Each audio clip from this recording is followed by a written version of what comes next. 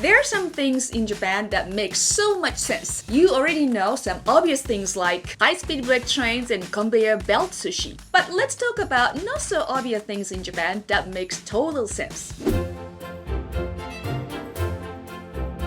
How many times have you rushed into a public toilet to take a dump, only to waste your precious seconds to find a toilet that wasn't attacked by the great mighty poo? That was definitely one thing that I experienced when I went abroad. It just seems that in many public bathrooms overseas, they were all kind of dirty. Of course, some were cleaner than others, but I never felt like, wow, this place is really clean. I can't believe I have to say this, but having a cleaner toilet just makes sense, right? So I think you'll be surprised at how many public bathrooms in Japan are just so clean. Of course, you can still find some dirty ones, but more often than that, the bathrooms are very well taken care of here. Even if the toilet is not 100% clean, there's one thing that will save your life. Seat cleaning spray. Just spray this on some TP, wipe the seat, and your butt is fully protected. There are also some other nice things you can find and say, oh, that makes sense. For example, some bathrooms have this really neat tray built into the lock. By locking the door, you can now put your phone or other things on this tray. Then, when you go to leave, you'll never forget your stuff because you'll have to take them with you to unlock the door. Genius! Also, some restrooms in Japan have this, a clothes changing platform. This is useful if you need to change out of your school or work uniform, or if you just couldn't get to the toilet in time. You can put the platform down and stand on it to keep your socks clean as you change inside the toilet stall. And because the stall walls and doors go from the floor to the ceiling, you won't have to worry about some creepy hentai trying to peep you. Oh yeah, that's another thing, it just makes so much sense. Not having to worry about someone looking into the huge gaps in the toilet stalls. I talked about it in a previous video, but I still can't believe how huge the gaps are in the toilet stalls in America. I feel like, oh man, I have suddenly an X-ray vision.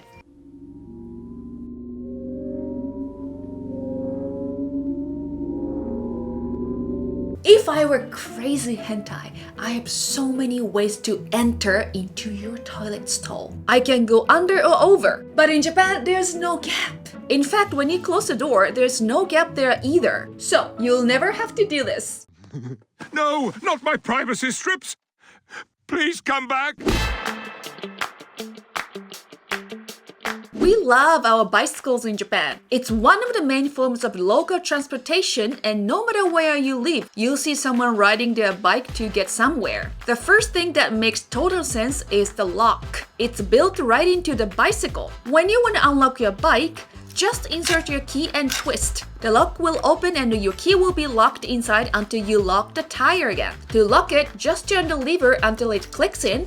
Then you can pull your key out. Now, you don't have to worry about forgetting your lock at home or losing your key somewhere. Next is kickstand. On a normal bike, you usually have a kickstand like this, but Japanese bicycle stand is like this. It flips down under the wheel, so the bicycle is more stable. Not only that, but they are designed very cleverly too. This part is designed for you to step on, and just by using leverage from your foot, the kickstand effortlessly swings under the back tire. On this bike, when you put the kickstand down, it will lock the handlebars. If you look here, you can find a lever that makes it really easy to adjust your saddle. Just spin it to loosen, adjust, and tighten it. I was really surprised to hear that in big cities like London and New York, people steal your bike saddle and sell it, so you have to lock it. I mean, it has happened in Japan, but it's not so common. And the purpose is not always to sell the saddle. For instance, in 2013, a man in Yokohama stole 200 bike saddles because he had a fetish for women's leather bicycle saddles. He admitted that he would steal the saddles, then when he was at home, he sniffed it and licked it. You might think this is crazy, but don't knock it till you try it. Boy, all this talking sure makes me hungry, and this chocolate popsicle hits the spot!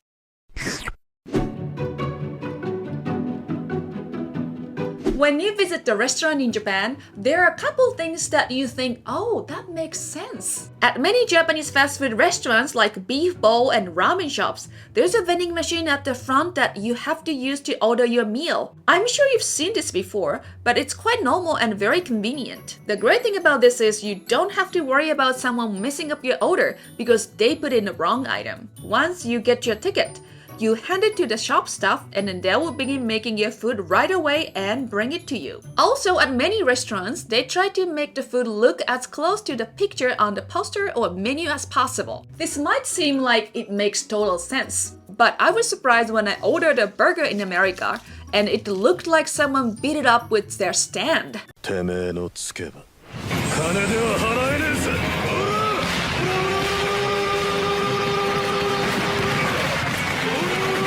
Not only that, but many restaurants have showcase outside of the restaurant with models of the food that you can get. I think this is super useful because if you are visiting Japan and then the food model looks good to you, you can just take a picture of it and then show it to the server and then they know exactly what you want. Another thing that you'll find at many restaurants is a special button at your table. It's a bell to call the wait staff. In Japan, the servers usually don't come to your table like America. But if you need a server, you just have to press the bell and then they will come to your table. I've heard from some Americans that they don't like when their waiters come to the table so often. So with this, they will only come when you want them to. Also, another thing that just makes sense is that you don't have to tip. When I was in America, I was so confused about tipping system. I was told that it's etiquette to tip 20%. But that isn't a fixed number. In fact, there's no fixed number. So when you come to Japan, you don't have to worry about trying to figure out what percentage of money you should pay extra, which just makes so much sense. Quick thank you to today's sponsor, Skillshare. Keep watching for your chance to get 1 month free trial. Skillshare is an online learning platform where you can learn so much anytime, anywhere. As many of you know, I'm a huge fan of anime,